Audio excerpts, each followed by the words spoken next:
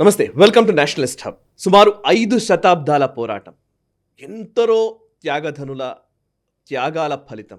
అయోధ్యలో జనవరి 22వ తేదీన దివ్యమైన భవ్యమైన రామమందిర నిర్మాణం జరిగి ఆ రామ్లల్లా ప్రాణ ప్రతిష్ఠ జరుగుతోంది. ఈ అద్భుతమైనటువంటి సందర్భంలో మనం ఉన్నాము. కానీ ఒక 32 సంవత్సరాల క్రితం ఏదైతే వివాదాస్పదమైన బాబ్రీ కట్టడం ఉందో ఆ కట్టడం కూలిపోయిన రోజు 1992 డిసెంబర్ 6వ తేదీ శౌర్య దివస్గా జాతీయవాదులు, ధార్మికవేత్తలు, లేకపోతే హిందూ బంధువులందరూ కూడా భావించే ఆ డిసెంబర్ 6వ తేదీన బాబ్రీ కట్టడం కూలిపోయిన రోజు ఆ కట్టడం పైన, ఆ గుమ్మటాల పైన ఉన్నటువంటి ఒక వ్యక్తి, తెలుగువాడు, ఈరోజు నేషనలిస్ట్ హబ్ స్టూడియోలో ఉన్నారు. వారితో మనం మాట్లాడబోతున్నాం. ఇదొక రకంగా చెప్పాలంటే అద్భుతమైనటువంటి కొన్ని వందల సంవత్సరాల నిరీక్షణకు ఫలితంగా ఈరోజు రామ్లల్లా ప్రాణప్రతిష్ఠ జరుగుతున్న ఈ సందర్భంలో అప్పటి కరసేవ, అప్పటి ఘట్టాలు, వీరోచిత పోరాటాలు, నిర్బంధాలు, అనేక అంశాల గురించి మనం డిస్కస్ చేయబోతున్నాం.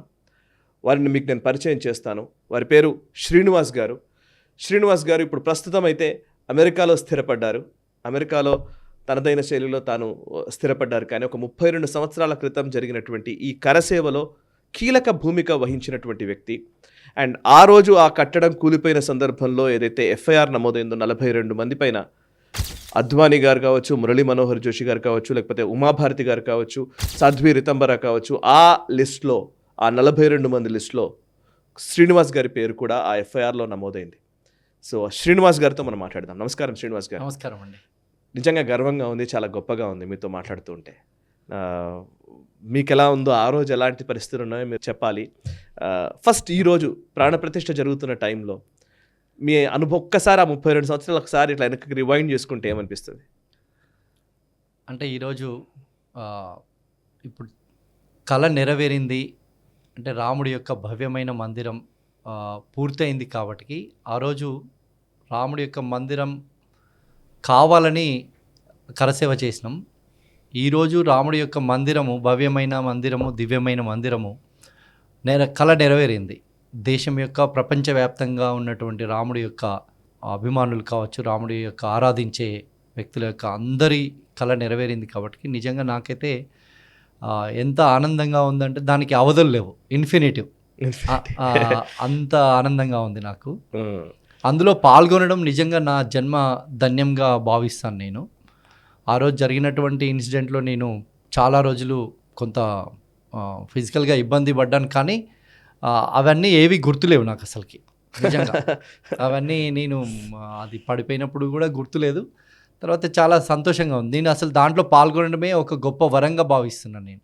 నిజంగా రాముడే అటువంటి అవకాశం కల్పించిండేమో అనే అటువంటి భావన అయితే నాకు ఉంది. అప్పుడు మీ వయసు ఎంత? డిసెంబర్ 6, 1992. అప్పుడు ఇంటర్మీడియట్ అయిపోయింది నాది. నేను హైదరాబాద్కి డిగ్రీ జాయిన్ అవ్వడానికి వచ్చాను. ఇక్కడ హెచ్ఆర్డి కాలేజ్ అని చెప్పేసి కేశవ్ మెమోరియల్లో ఒక కాలేజ్ ఉంది. అప్పుడు నన్ను మా ఊరతను ఒకతను ఏబీవీపీలో ఫుల్ టైం వర్కర్గా ఉండేవాడు, హరీష్ రెడ్డి అని. అతను తీసుకొచ్చేసి ఇక్కడ హెచ్ఆర్డి కాలేజీలో జాయిన్ చేశారు. అప్పటికే నాకు సంఘంతో పరిచయం ఉండే మా ఊర్లో. చిన్నప్పటి నుంచి స్వయం సేవకుగా ఉండేవాడిని. విద్యార్థి పరిషత్లో యాక్టివ్గా ఉన్నాను నేను.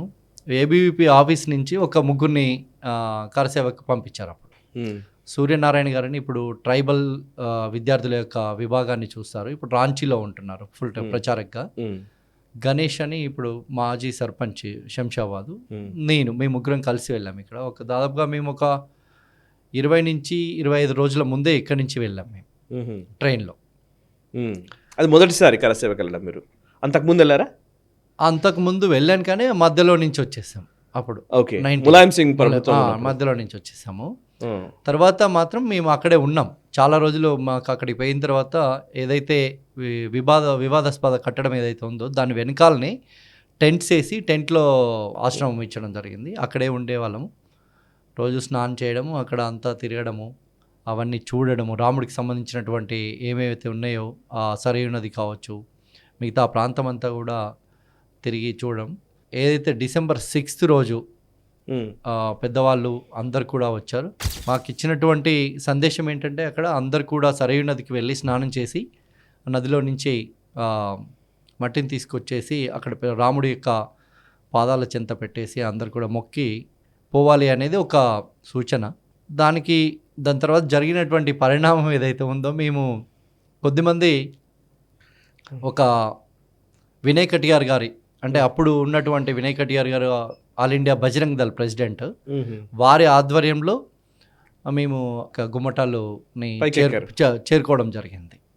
పైకి ఎక్కాము. ఎంతమంది ఎక్కుంటారు? దాదాపుగా 100 అవి 3 గుమ్మటాలు ఉంటాయి వరుసగా. అన్ని గుమ్మటాల మీదకి వెళ్ళి జెండా ఎగిరేయడం జరిగింది. జెండా ఎగిరేసాం. కాషాయం ధ్వజం ఎగిరేయడం జరిగింది. అప్పుడు జరిగినటువంటి ఇన్సిడెంట్ ఏదైతే ఉందో అది అసలు ఏం జరుగుతుందో కూడా మాకు తెలియదు అసలుకి. అంటే మేము వెళ్ళాము, పైకెక్కాము, ఎలా వెళ్ళామో ఎలా ఎక్కామో కూడా తెలియదు అసలుకి. అది తలుచుకుంటే అది పైకి వెళ్ళిన తర్వాత మాకు అర్థమైంది అన్నట్టు ఇంత పెద్దగా ఉందని చెప్పేసి.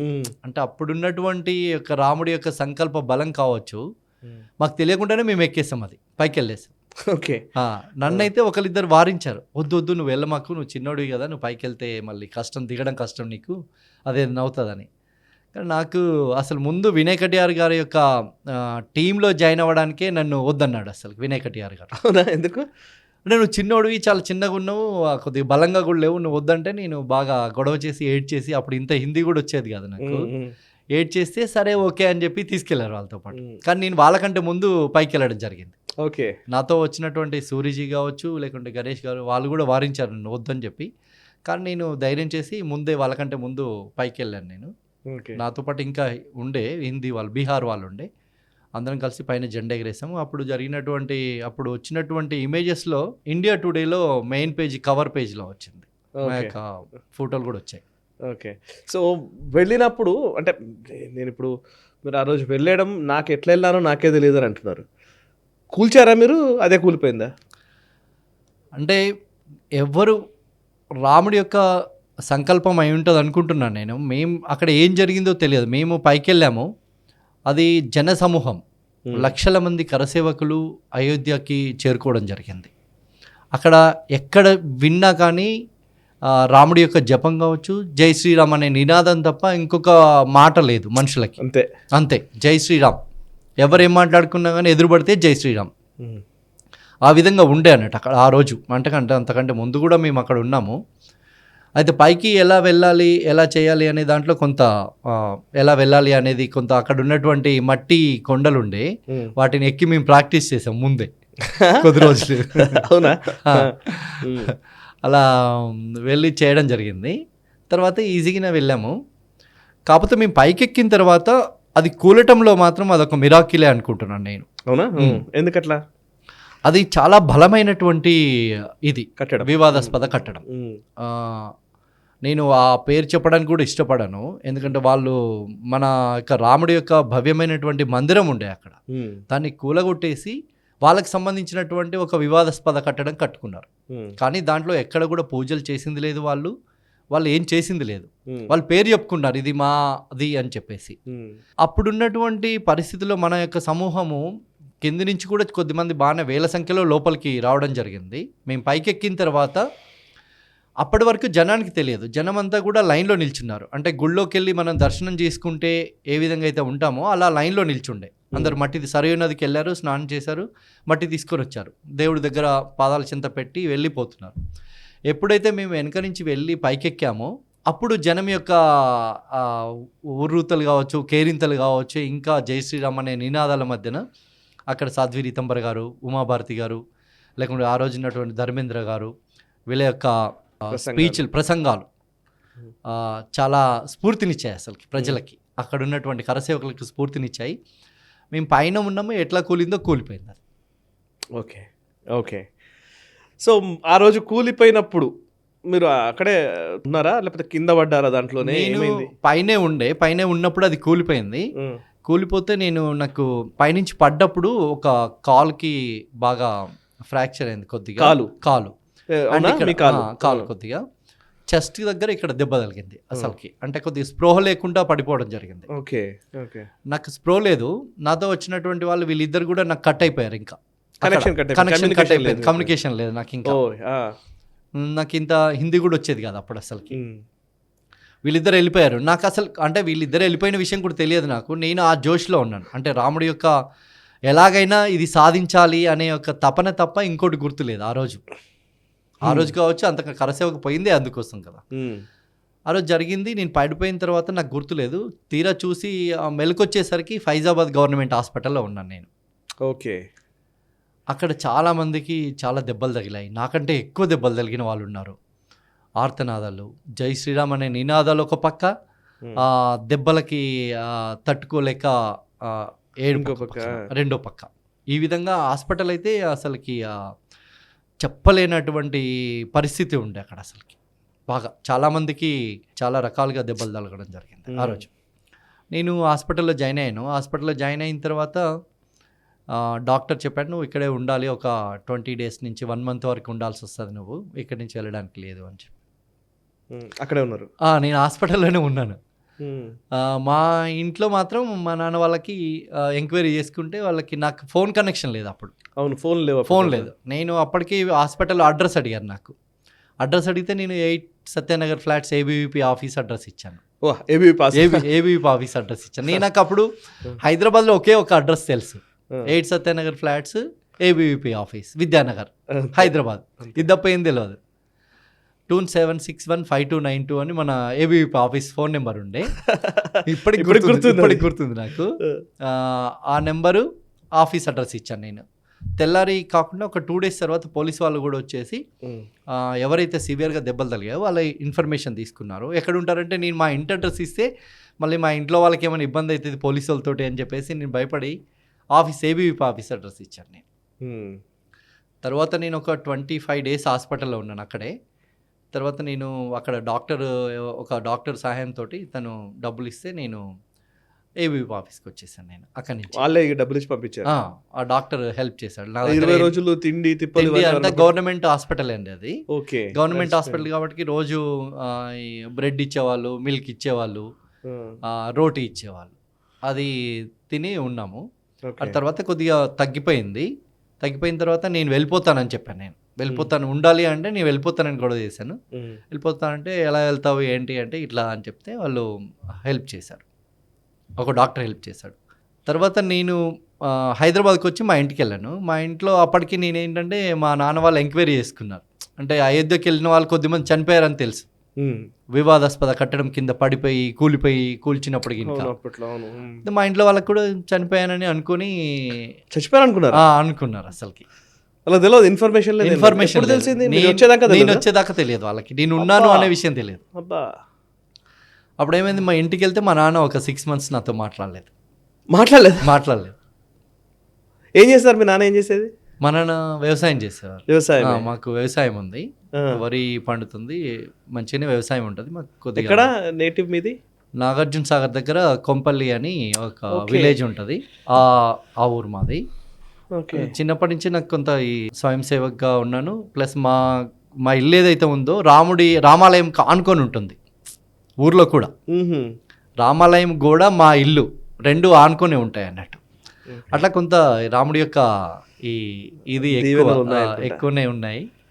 సో 6 నెలలు మీతో మాట్లాడలేదు? 6 నెలలు మా నాన్న మాట్లాడలేదు నాతోటి అసలుకి. ఎందుకంటే నువ్వు అబద్ధం చెప్పావు, ఇట్లా మాకు చెప్పకుండా పోయావు, కొంత దూరం పెట్టాడు. అంటే ఇలా చేస్తేనన్నా వీడు మారుతాడేమో అని చెప్పేసి ఉద్దేశం. మారేనా మీరు?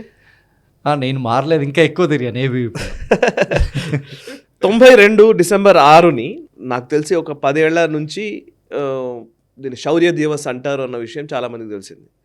కానీ అంతకు ముందంతా కూడా అది బ్లాక్ డేగానే కొనసాగించబడింది. నిజానికి చాలామంది బ్లాక్ డే అనుకుంటుంది. December 6th రోజు అని. ప్రతి పొలిటికల్ పార్టీ చాలా తప్పు చేసినట్టుగా, అంటే మిమ్మల్ని చాలా నన్ను అడిగితే ఆ టైంలో ఎవరెవరైతే ఇన్వాల్వ్ అయ్యారో వాళ్ళందరూ చాలా రోజులు నిందలు మోసారు. పెద్ద రాజకీయ నాయకుల దగ్గర, ఈవెన్ అద్వానీ గారి దగ్గర నుంచి మొన్నటి వరకు అద్వానీ గారి కేసు ఇప్పటి వరకు కూడా నడుస్తూనే ఉంది అది. సో అప్పటి నుంచి ఇప్పటి వరకు అందరూ ఆరోపణలు ఎదుర్కొంటూనే వచ్చారు. అఫ్కోర్స్ వాళ్ళకి ఎవరికి కూడా పెద్ద రిగ్రెట్స్గా అనిపించవు నిజానికి.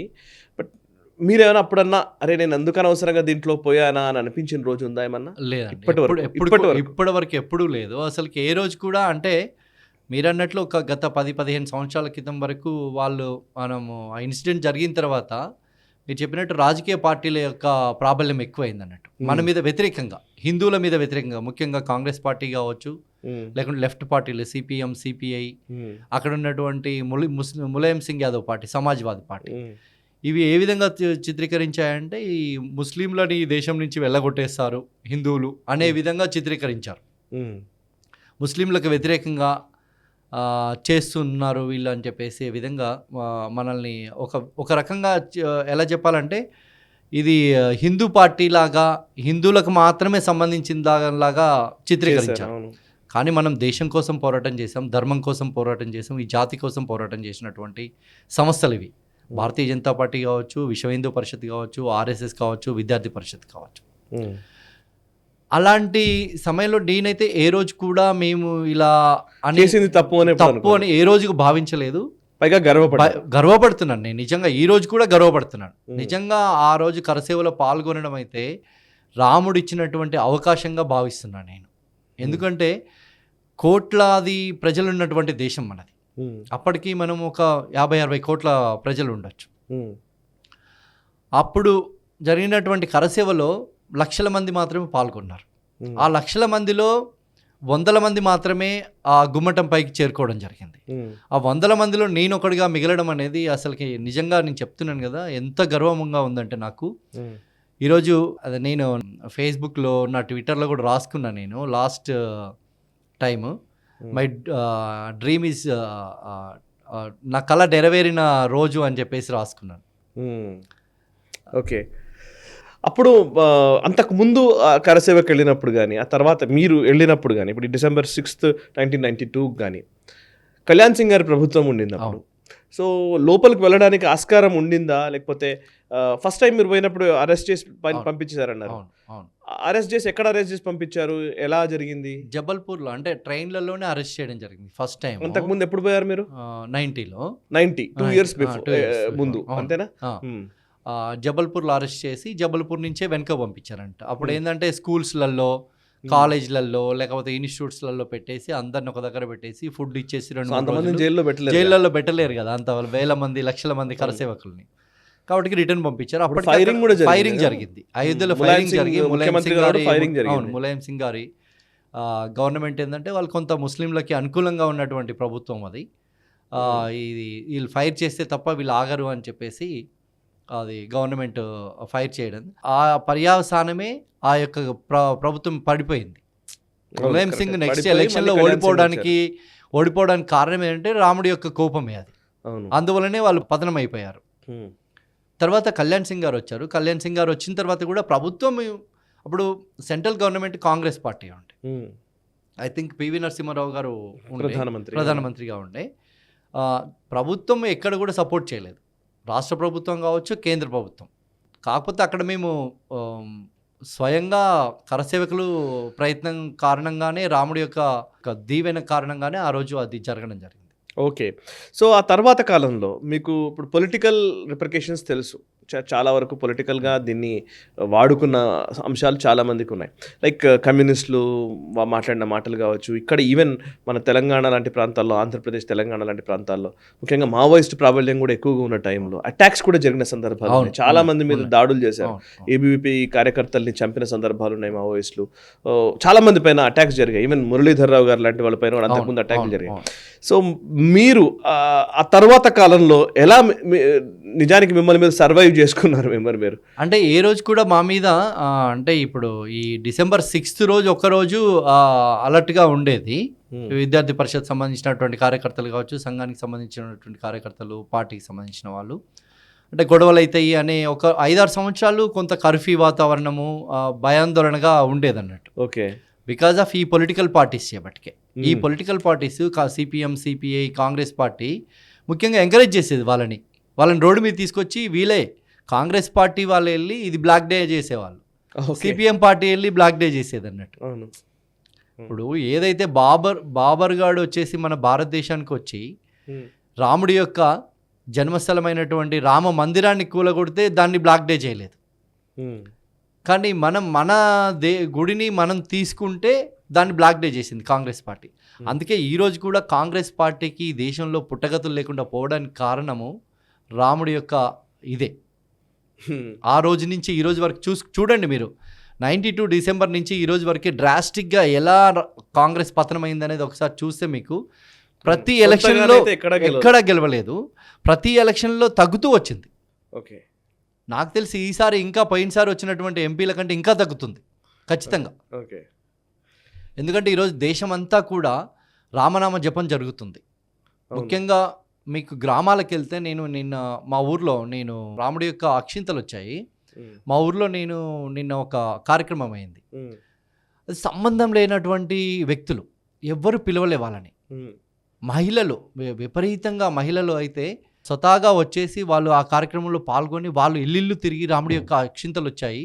ఈ అక్షింతలు అందరు కూడా రాముడి యొక్క ప్రాణ ప్రతిష్ఠ జరిగిన తర్వాత మనము తీసుకొని మన నెత్తిన వేసుకోవాల్సినటువంటి ఇది అని చెప్పేసి ప్రచారం జరుగుతుంది. అంటే దేశం ఆ రోజు కరసేవ జరిగినటువంటి కావచ్చు, అంతకంటే ముందు అద్వానీ గారి యొక్క రథయాత్ర అప్పుడు, తర్వాత రామపాదుకలు వచ్చినప్పుడు, ఇలాంటి కార్యక్రమాల కంటే ఎక్కువగా ఇంకా జరుగుతుంది అనిపిస్తుంది నాకు ఈరోజు. అవును, అప్పుడు ఇటుకలు పంపించారు. అప్పుడు కూడా రామనామ జపం చేశాం.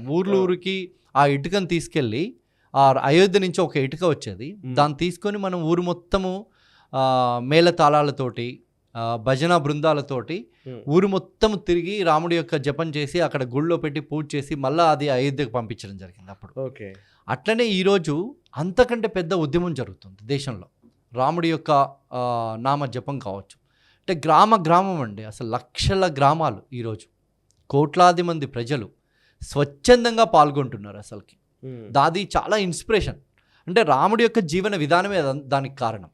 మీరు ఎట్లా చూస్తారు? ఇప్పుడు మీరు ఒక విద్యార్థి దశలో ఈ కరసేవలో పాల్గొన్నారు. ఒక రకంగా చెప్పాలంటే ఇది రాముడి ఈ ఆలయ నిర్మాణం అనేది, మందిర నిర్మాణం అనేది శతాబ్దాలుగా జరుగుతున్న ఒక పోరాట ఫలితం. అది ఒక రకంగా చెప్పాలంటే ఎన్నో యుద్ధాలు జరిగాయి. స్వామీజీలు యుద్ధం చేశారు, రాజులకు మధ్య జరిగిన యుద్ధాలు ఉన్నాయి.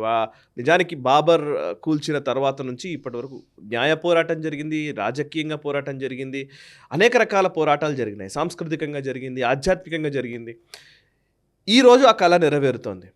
సో మీకు ఇది ఇప్పుడు జనరల్గా ఇప్పుడు కాంగ్రెస్ నాయకులు కానీ వీళ్ళు కానీ చెప్తున్న ఒకే ఒక విమర్శ ఏంటంటే, వాళ్ళు చేస్తున్న విమర్శ ఏంటంటే, ఈ రామాలయ నిర్మాణాన్ని బీజేపీ కేవలం ఒక రాజకీయపరమైన అంశంగా చిత్రీకరిస్తోంది, అందుకే మేము రావట్లేదు అని అంటున్నారు. నిజానికి రాజకీయానికి ఈ ఆలయానికి సంబంధం లేదు. అసలు నిజంగా రాజకీయం హిందుత్వ విషయంలో ఉండకూడదనే భావన ఉందా? మీరు ఒక పొలిటికల్ పార్టీల నాయకులకి ఒక విద్యార్థి దశ నుంచి ఈరోజు మీరు యూఎస్లో సెటిల్ అయిపోయే దాకా వచ్చారు అని అంటే మీలో పరిణతి కూడా వచ్చి ఉంటుంది కదా వ్యక్తిగతంగా కూడా. సో ఆ రోజుకి ఈ రోజుకి ఏం మారింది అని అంటే ఏం చెప్తారు? అంటే ఈ రాముడి యొక్క చరిత్ర చూసినట్లయితే ఒక 500 సంవత్సరాలకు పైగా పోరాటం చేస్తున్నాం మన రామాలయం గురించి. ఈ రోజు వరకు జరిగినటువంటి రాజుల యొక్క కాలం కావచ్చు, దాని తర్వాత బాబర్ యొక్క దండయాత్ర కావచ్చు, దాని తర్వాత నేను చూసినప్పటి నుంచి జరుగుతున్నటువంటి రాజకీయ పార్టీల యొక్క విధానాలు కావచ్చు. ఇప్పుడు దేశంలో కొన్ని రాజకీయ పార్టీలు, ఇప్పుడు మీకు చెప్పినట్టు కాంగ్రెస్ పార్టీ కావచ్చు, లేకపోతే సిపిఎం, సిపిఐ, అక్కడ ఉన్నటువంటి ప్రాంతీయ పార్టీలు, ఆ రాష్ట్రాలలో ఉన్నటువంటి ప్రాంతీయ పార్టీలు, మన రాష్ట్రంలో ఉన్నటువంటి ప్రాంతీయ పార్టీలు అవసరానికి అనుగుణంగా మాట్లాడుతున్నారు. ఇప్పుడు అక్కడ జరుగుతున్నటువంటి కార్యక్రమం చేస్తున్న వాళ్ళు రామాలయ ట్రస్ట్కి సంబంధించినటువంటి వ్యక్తులు ఈ కార్యక్రమాన్ని నిర్వహిస్తున్నారు. ఏ పొలిటికల్ పార్టీకి సంబంధం లేదు, ఏ స్వచ్ఛంద సంస్థకు కూడా సంబంధం లేదు. ఎక్కడ చూసినా కానీ భారతీయ జనతా పార్టీకి సంబంధించినటువంటి వ్యక్తులు, ఆర్ఎస్ఎస్ వ్యక్తులు ప్రజలలో భాగమే కదా. వాళ్ళందరూ కూడా ప్రధానమంత్రి కావచ్చు, కానీ ఈ దేశానికి ఒక తల్లి కొడుకు లాంటి వాడు. రాముడికి ఆయన కూడా భక్తుడే, తన భక్తిని ప్రదర్శిస్తున్నాడు, అక్కడికి వెళ్తున్నాడు. ఎవరిని వద్దంటున్నారు? ఎవరిని, అందరినీ ఆహ్వానిస్తుంది ట్రస్ట్. ఈరోజు కాంగ్రెస్ పార్టీ వాళ్ళని ఆహ్వానించింది, మిగతా పొలిటికల్ పార్టీ వాళ్ళని ఆహ్వానించింది. కానీ వాళ్ళు ఏ విధంగా చూస్తున్నారంటే, మేము రామాలయానికి పోతే ఇక్కడ ఉన్నటువంటి అపీజ్మెంట్ పాలసీ, ఎవరైతే మిగతా ఓట్లు ఉన్నాయో ముస్లిమ్స్ కావచ్చు, క్రిస్టియన్స్, వీళ్ళు మాకు వ్యతిరేకం అవుతారు అని భయపడుతూ భయపడుతున్నారు తప్ప వాళ్ళకి ఈ రాముడి యొక్క గొప్పతనం ఇప్పుడు ప్రజల్ని ఎవరు చైతన్యం చేశారు చెప్పండి? లక్షల గ్రామాలలో ఈరోజు అక్షింతలు పంచుతున్నారు. భారతీయ జనతా పార్టీ లేని గ్రామంలో కూడా అక్షింతలు పంచుతున్నారండి. అంటే భారతీయ జనతా పార్టీకి సంబంధం ఏంటి? ప్రజలు స్వచ్ఛందంగా వచ్చి చేస్తున్నటువంటి కార్యక్రమం ఇది, ప్రజా కార్యక్రమం, దేవుడి కార్యక్రమం. ఎందుకంటే ముఖ్యంగా నేనేమంటే రేషన్ బియ్యం అంటున్న నాయకులు కూడా ఉన్నారు మన దగ్గరే. అది తప్పు. ఇప్పుడు నేను ఈరోజు ఒక ముఖ్యమైనటువంటి వ్యక్తులను కలిసాం. మేము ఒక 4-5 ముఖ్యమైన వ్యక్తులను వెళ్ళి అక్షింతలు ఇవ్వడం జరిగింది. ఇలా మేము పాల్గొన్నటువంటి అక్కడ జరిగినటువంటి సంఘటన చెప్పాం. వాళ్ళు వివిధ రాజకీయ పార్టీలలో ఉన్నారు. నేను వాళ్ళ పేర్లు చెప్పడానికి బాగుంటుందో తెలియదు. అధికారులు ఒక డిఐజీ స్థాయి అధికారులు ఉన్నారు. వాళ్ళు నిజంగా నేను చెప్తున్నాను కదా, వాళ్ళ డిఐజీ గారి యొక్క సతీమణి అయితే ఎలా ఫీల్ అయిందంటే, ఐ నెవర్ సీ దట్. నిజంగా రాముడే మా ఇంటికి మీతో పంపించాడు. నిన్ననే మా ఫ్రెండ్ ఒక ఆమె ఫోన్ చేసి అడిగింది, మీ ఇంటికి అక్షింతలు వచ్చాయంటే రాలేదు, వస్తాయిలే అని చెప్పాను. కానీ నిన్న సాయంత్రం 4 గంటలకు అడిగింది, ఈరోజు సాయంత్రం 4 గంటలకు మీరు మా ఇంటికి వచ్చారు, నిజంగా రాముడే పంపించాడు నాకు అని చెప్పేసి ఆమె ఫీల్ అవుతుంది. అంటే ఆ విధంగా ప్రజలు రాముడి యొక్క జీవన గొప్పగా భావిస్తున్నారు. ప్రజలందరూ కూడా అది గొప్పగా ఫీల్ అవుతున్నారు. రాముడే మా ఇంటికి వస్తున్నాడు అని ఫీల్ అవుతున్నారు. ఈ రాజకీయ పార్టీలు ఏంటంటే ఈ ఫోబియా ఉంది వాళ్ళకి, ఓట్ల ఫోబియాలో వాళ్ళు చేస్తున్న తప్పో ఒప్పో మనకు తెలియదు. కానీ ఇప్పుడు ఎగ్జాంపుల్ రాహుల్ గాంధీని ఆహ్వానించలేదు అసలుకి ట్రస్ట్. రాహుల్ గాంధీ గారి తల్లిని ఆహ్వానించింది, కానీ నేను రాను అని స్టేట్మెంట్ ఇచ్చాడు. ప్రియాంక గాంధీ నేను రాను అని స్టేట్మెంట్ ఇచ్చింది. వాళ్ళు ఎవడు పిలిచాడు అసలుకి? ఫస్ట్ రాహుల్ గాంధీని, ప్రియాంక గాంధీని పిలవలే. ఆ పార్టీ యొక్క అధ్యక్షుని పిలిచారు, ఆ పార్టీలో ఉన్నటువంటి చైర్మన్ పిలిచారు ప్రోటోకాల్ ప్రకారం. అంటే రాహుల్ గాంధీ వస్తా అంటే కూడా రావచ్చు, ఎవరు వద్దంటలేరు అక్కడ. ఇప్పుడు వచ్చేసి ప్రజలకు భక్తుల్లాగా వచ్చేసి మొక్కిపోవచ్చు. కానీ వాళ్ళకి ఈ డైనాసిటీ పాలిటిక్స్ అలవాటైంది ఆ కుటుంబానికి. ముఖ్యంగా వాళ్ళు ఏంటంటే వాళ్ళ తాత కాలం నుంచి కూడా, నాకు గుర్తుంది 95 ఆ టైంలో అనుకుంటాను, పివి నరసింహారావు గారిని కూడా విమర్శించారు. ఇప్పుడు సోనియా గాంధీ తన ప్రచారంలో భాగంగా ఎక్కడో బీహార్లోనూ ఎక్కడో అనుకుంటా, ఇఫ్ గాంధీ కుటుంబం కనుక ప్రధానమంత్రి పదవిలో ఉంటే ఈ బాబ్రీ కట్టడం కూలేది కాదు అని. అది పివి నరసింహారావు గారు ఉన్నారు కాబట్టి కూలిపోయేది కాదు. పివి గారిని కొంత బదనాం చేసినటువంటి సంఘటనలు ఉన్నాయి. అక్కడ రాముడు పివి గారు ఉన్నారా, గాంధీ ఉన్నారా, రాహుల్ గాంధీ ఉన్నారా, రాజీవ్ గాంధీ ఉన్నారా, ఇందిరాగాంధీ ఉన్నారా, సంబంధం లేదు. అది జరిగిపోతుంది. ప్రజల యొక్క సంకల్ప బలం, రాముడు ఇచ్చినటువంటి ప్రజలకు ఇచ్చినటువంటి సంకల్ప బలంతో జరిగింది. అక్కడ పివి గారితోటో లేకపోతే కళ్యాణ్ సింగ్ గారితోటో లేకుంటే ఇంకొక వ్యక్తితోటో కాదు. అది అయిపోయిన తర్వాత ఇన్ని సంవత్సరాల తర్వాత ఇప్పుడు రాముడి యొక్క గుడి కట్టారు. రాముడి సంకల్ప బలమైంది, రాముడి యొక్క జీవన విధానము. రాముడిని ఇప్పుడు ప్రతిదానికి మన ఊర్లలో ప్రజలు చెప్తుంటారు, ఏదైనా పంచదేనా, అరే రాముడు చూడరా ఎట్లా బ్రతికాడు, నువ్వు ఎట్లుంటున్నావు అని ఆదర్శంగా చెప్తుంటారు. అంటే ఆయన ఆదర్శ పురుషుల్లాగా తీసుకుంటున్నారు. ప్రతి ఒక్క మనిషి యొక్క జీవితానికి దానికి మనం చూసుకుంటున్నాం, పోల్చుకుంటున్నాం మనం. ఆ విధంగా ఉండాలి, రాముడి లాగా ఉండాలి నువ్వు. ఏకపత్నివతి. ఇప్పుడు రాముడు సీత ఒక్కరితోటే ఉన్నారు, ఏంద్రా మీరు ఇట్లా చేస్తున్నారని చెప్తారు. అంటే రాముడు ఆదర్శం ఈ దేశానికి కావచ్చు, ఈ ప్రపంచానికే ఆదర్శ పురుషుడు. ఇప్పుడు ప్రపంచ దేశాలు, కొన్ని దేశాలు ఇప్పుడు కంబోడియా నుంచి రాముడికి పసుపు పంపించారండి. ఏం సంబంధం చెప్పండి? ఇండోనేషియా నుంచి వచ్చాయి రాముడికి సంబంధించి. నేపాల్ నుంచి సీతమ్మ తల్లికి చీర పంపించారు. వాళ్ళు ఎలా ఫీల్ అవుతున్నారంటే, సీతమ్మ తల్లి మా నేపాల్లో పుట్టింది అని ఫీల్ అవుతున్నారు. అంటే ప్రపంచ దేశాలు ఈరోజు 55 కావచ్చు, 60 దేశాల నుంచి స్వయంగా వాళ్ళు రావడానికి ప్రయత్నం చేస్తున్నారు. రాముడి యొక్క ఆదర్శ పురుషుడు ఈ ప్రపంచానికే అలాంటి జీవన విధానం కావాలి, అలా ఉండాలని కోరుకుంటున్నారు ప్రపంచ దేశాలు. కానీ మన దేశంలో దురదృష్టవశాత్తు మన దేశంలో ఉన్నటువంటి కొన్ని రాజకీయ పార్టీలు ఇక్కడ ఉన్నటువంటి, ఎలా చెప్పాలో అర్థం కావట్లేదు, వాళ్ళని ఎంత తక్కువగా పోల్చినా కానీ దానికి సరిపోదు అనుకుంటాను నేను. వాళ్ళు చేసే బిహేవియర్ అట్లా ఉంది.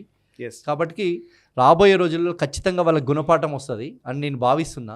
ఓకే శ్రీనివాస్ గారు, 32 సంవత్సరాల తర్వాత మీరు అనుకున్న మీ కళ నెరవేరుతున్న టైం, మీరు యూత్లో టీనేజ్లో ఉన్నారనుకుంటా, ఇంటర్మీడియట్ అంటే టీనేజ్లో ఉన్నప్పుడు మీరు ఒక అద్భుతమైన ఘట్టంలో పాలు పంచుకున్నారు. ఈరోజు 32 సంవత్సరాల తర్వాత ఆ కళ నెరవేరుతుంది. ఈ సందర్భంగా రామ భక్తులకు కానివ్వండి, తెలుగు ప్రజలకు కానివ్వండి, మీరు చెప్పే మాట ఏంటి, సందేశం ఏంటి? నిజంగా ఇది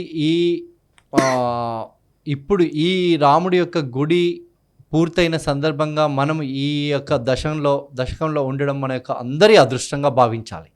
ఈరోజు టీనేజ్ దగ్గర నుంచి పెద్దవాళ్ళ వరకు కూడా 500 సంవత్సరాల పైచిలుకు జరుగుతున్నటువంటి పోరాటం ఇది. వాళ్ళందరూ ఇప్పుడు మనకంటే పెద్దవాళ్ళు లేని వాళ్ళు అందరూ కూడా వాళ్ళు మిస్ అయిపోయారు. కానీ మనం ఈరోజు రాముడి యొక్క భవ్యమైనటువంటి దివ్యమైన మందిరాన్ని చూడబోతున్నాం. దాని ఆదర్శంగా తీసుకొని రాముడి యొక్క జీవనాన్ని కావచ్చు, రాముడి యొక్క మందిరం యొక్క ఆదర్శంగా తీసుకొని రాబోయే రోజుల్లో దేశం కోసం కావచ్చు, ధర్మం కోసం కావచ్చు, ఈ జాతి కోసం భరతమాతకు అంకితమై మనందరం కూడా పనిచేసి మన దేశాన్ని ఇంకా ఉన్నతమైనటువంటి స్థితిలో ఉంచడం కోసం ప్రయత్నం చేయాలని ఇప్పుడున్నటువంటి యువతకు ముఖ్యంగా మనందరం కూడా ఆ మార్గంలో నడిచి, రాముడి యొక్క మార్గంలో నడిచి దేశాన్ని ఉన్నత స్థితికి, అంటే మనకు పూర్వంలో చెప్పేవాళ్ళు కదా, మనకి హిస్టరీ చూస్తే మన దేశంలో వజ్రాలు వైడూర్యాలు శ్రీకృష్ణదేవరాయలు కాలం ఎలా ఉండేది, ఇట్లాంటి కాలాన్ని చూడలేదు మనం. కానీ ఈ రాబోయే రోజుల్లో రాముడిని ఆదర్శంగా తీసుకొని అటువంటి పురాతనమైనటువంటి మన పూర్వ వైభవాన్ని తీసుకొచ్చే విధంగా మనందరం ప్రయత్నం చేస్తారని నేను ఆశిస్తూ, నిజంగా ఈ యొక్క కరసేవలో పాల్గొన్నందుకు నాకు జన్మ ధన్యమైంది అనుకుంటున్నాను నేను. ఇక ఏం జరిగినా ఏం కాదండి, నేను నిజంగా చెప్తున్నాను. I feel very very very happy. ఇంతకంటే హ్యాపీ మూమెంట్ లేదు. నాకు ఒక్కటే సాడ్ మూమెంట్, నేను కరసేవలో వెళ్ళి పాల్గొన్నప్పుడు మా నాన్న మాట్లాడకపోవడము, అది చాలా బాధగా ఫీల్ అయ్యాను. చాలా అంటే చాలా. గత 3-4 నెలల క్రితం పరమపదించారు మా నాన్నగారు. అప్పుడు గుర్తొచ్చింది నాకు. అసలు నిజంగా ఆయన ఉన్నన్ని రోజులు అది నాకు తెలియలేదు, ఆయన నాతో మాట్లాడిన 6 నెలల యొక్క ఇది. కానీ ఆయన లేడు కదా, ఇప్పుడు తెలిసింది నాకు. అసలుకి ఈ 3 నెలల్లో ఎవ్రీడే మాతో మాట్లాడేవాడు అన్నట్టు. ఒక 2 నిమిషాలైనా మాట్లాడేవాళ్ళు ఫోన్ కాల్. ఇప్పుడు అదొక్కటి తప్ప నాకు నిజంగా నా జీవితంలో నేను అనుకున్నదంతా సాధించాను అని అనుకుంటున్నాను నేను. అంతే, ఇంతకంటే ఎక్కువ నాకేం అవసరం లేదు. ఇంకా ఏం లేదు, అట్లా ఏం లేదు. మీ నాన్నగారి ఆశీస్సులు మీకు ఎప్పటికీ ఉంటాయి.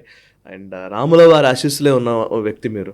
సో డెఫినెట్లీ నాన్న రాముల వారి సన్నిధిలో హ్యాపీగా ఉంటారు అండ్ మిమ్మల్ని చూస్తూ ఉంటారు.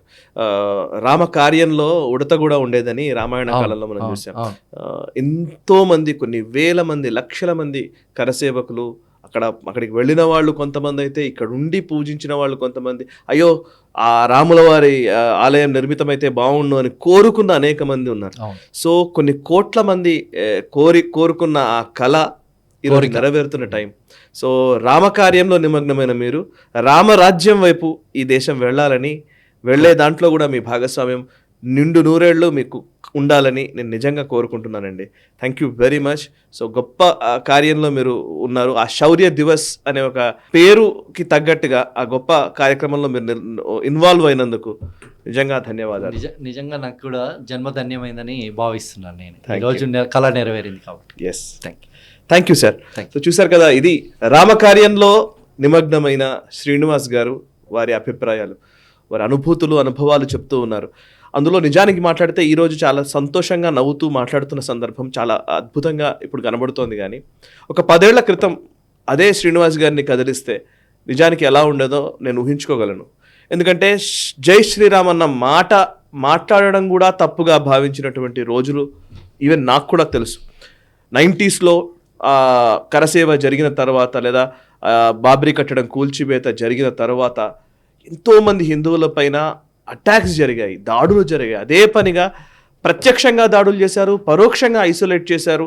ఈ సమాజంలోనే ఒక రకంగా చెప్పాలంటే ఒక ఏకతా భావాన్ని పెంపొందించే ఒక ప్రయత్నం అదే పనిగా కుట్రపూరితంగా జరిగింది. సో అవన్నిటినీ అధిగమించి ఈరోజు ఈ భవ్య రామ మందిర నిర్మాణంలో భాగస్వాములవుతూ ఈ అద్భుతమైన వేడుకని సెలబ్రేట్ చేసుకుంటున్నటువంటి త్యాగధనులందరికీ కూడా శిరస్సు వంచి నేషనలిస్ట్ హబ్ పాదాభివందనం చేస్తోంది. సో ఎందరో త్యాగధనుల ఫలితంగానే ఈరోజు రామమందిర నిర్మాణం మనం చూస్తూ ఉన్నాము. మన కళ్ళెదుట మనం చూడడానికి ఆస్కారం కల్పించే ఒక వాతావరణం ఈరోజు బిల్డ్ అయింది అని అంటే దీని వెనుక ఎంతోమంది శ్రమ ఉంది, రక్తం ఉంది, వాళ్ళ ప్రాణాలు ఉన్నాయి, వాళ్ళ చెమట ఉంది, వాళ్ళు కోల్పోయిన కాలం ఉంది, వాళ్ళు కోల్పోయిన యవ్వనం ఉంది, ఎన్నో ఉన్నాయి. సో అవన్నీ అధిగమించి ఈరోజు వచ్చినటువంటి ఇట్లాంటి శ్రీనివాస్ లాంటి వాళ్ళందరికీ కూడా మీరు ఆశీర్వాదాలు తెలియజేయండి, మీ మద్దతు పలకండి, మీ కమెంట్స్ ద్వారా మీ అభిప్రాయాలు మాతో పంచుకోండి. ఈ వీడియోని ఎక్కువ మందికి షేర్ చేసే ప్రయత్నం చేయండి. అప్పటి కథని 10 మందికి తెలియజేయండి. అండ్ ఈరోజు ఈ అద్భుతమైన రామ కార్యంలో అందరం కూడా పాల్గొందాం. Thank you very much. చూస్తూనే ఉండండి నేషనలిస్ట్ హబ్, మనసా వాచా కర్మణ, దేశహితం కోసం. ఈ వీడియో మీకు నచ్చినట్టయితే లైక్ చేయండి, 10 మందికి షేర్ చేయండి. అలాగే కామెంట్ల రూపంలో మీ అభిప్రాయాలను మాతో పంచుకోండి. Nationalist hub group of channels ను సబ్స్క్రైబ్ చేసుకుని తెలుగునాట జాతీయవాద జర్నలిజాన్ని ప్రోత్సహించండి. ఈ వీడియో కింద ఉన్న బెల్ ఐకాన్ పై క్లిక్ చేయడం మర్చిపోవద్దు.